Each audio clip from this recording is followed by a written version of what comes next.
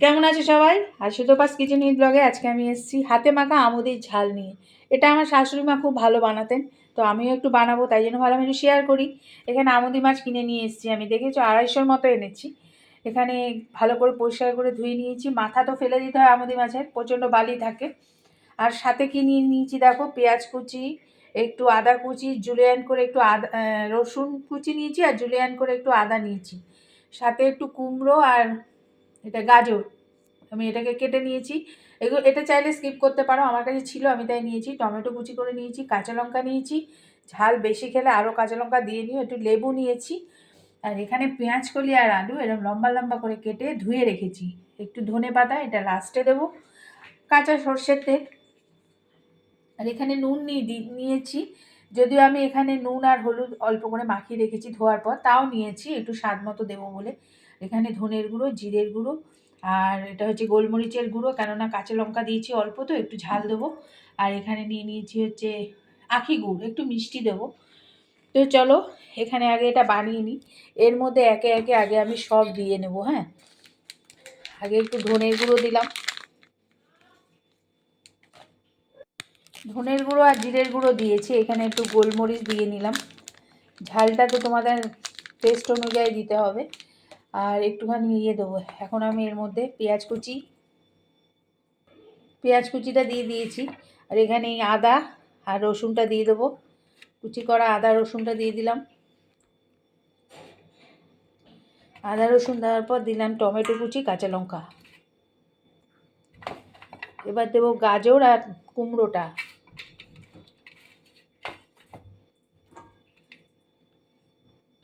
গাজর আর কুমড়োটা দেওয়ার পর আমি একটু হলুদ আর একটু নুন দিয়েছি, যেটা এক হাতে ক্যামেরা করছি তো সব দেখাতে পাচ্ছি না।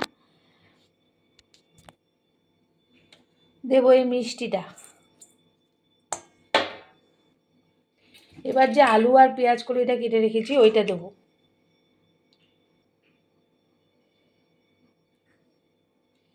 পেঁয়াজ করে আলুটা পুরোটা দিয়ে দেবো। এবারে কিন্তু আমি একটু লেবুগুলো চিপে দেবো। আমি 3 টুকরো লেবু নিয়েছি। লেবু না চাইলে তোমরা না দিও, কিন্তু দিলে ভালো লাগবে। আমি 3 টুকরো নিয়েছি, একটু দিয়ে নিই। এবার কিন্তু সর্ষের তেল দিয়ে দেবো, দিয়ে খুব ভালো করে মেখে নেব।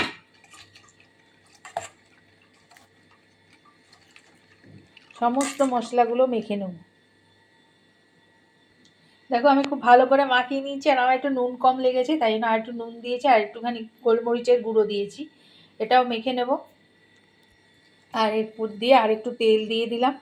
আমি কিন্তু এবার রান্নাঘরে যাব, কড়াই বসিয়ে এটা জাস্ট ঢেলে দেবো, কেননা এতে তো কোনো ফোড়ন টোড়ন দেবো না। আর জল আমি নিয়েছিলাম কিন্তু দিইনি, সবজির জলেই এটা সিদ্ধ হয়ে যাবে। তো চলো রান্নাঘরে, চলো সাথে থাকো। রান্নাঘরে এসে গ্যাস জ্বালিয়ে দিয়েছি, এই দেখো লোতে দেবো এবার আমি, লো ফ্লেমে দেবো। আর এটা তো বাটিতে তো বসানো যাবে না, এই জন্য কড়াইয়ে দিয়ে দিয়েছি। কোনো তেল ফেল দিইনি, তেল দিয়ে মাখানোই আছে, হাতে মাখা চচ্চড়ি। বাটি ধোয়া জলটুকু শুধু দিলাম। এবার কিন্তু এটা চাপা দিয়ে দেবো, বাকিটা ভাপে ভাপে হবে, হয়ে গেলে ফিরে আসছি।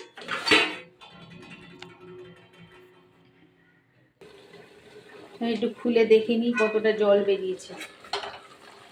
প্রচুর জল বেরিয়েছে, দেখেছো? এটা আরও টান হবে, একদম মাখা মাখা হবে। আবার ফিরে আসছি।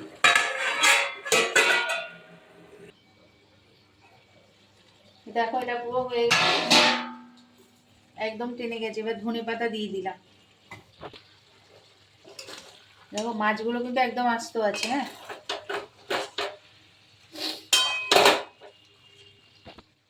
গ্যাসটা অফ করে দিলাম। এবার সার্ভ করে দেখিয়ে দিচ্ছি।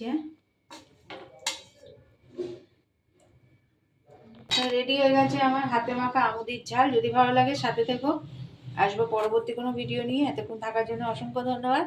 আজ আসি, টাটা।